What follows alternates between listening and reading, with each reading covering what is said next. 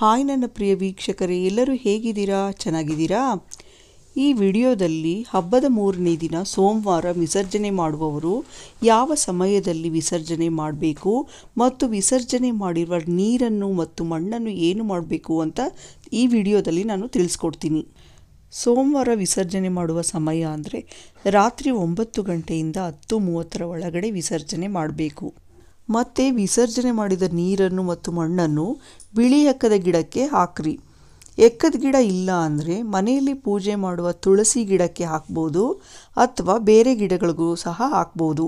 ಯಾವುದೇ ಕಾರಣಕ್ಕೂ ನೀರನ್ನು ಓಡಾಡುವ ಜಾಗದಲ್ಲಿ ಹಾಕಬೇಡಿ ಮತ್ತು ಮಣ್ಣನ್ನು ಮರುಬಳಕೆ ಮಾಡೋಕ್ಕೆ ಹೋಗಬೇಡ್ರಿ.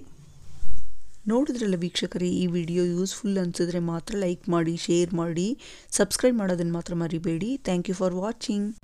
ಓಂ ಶ್ರೀ ಗಂ ಗಣಪತಯೇ ನಮಃ.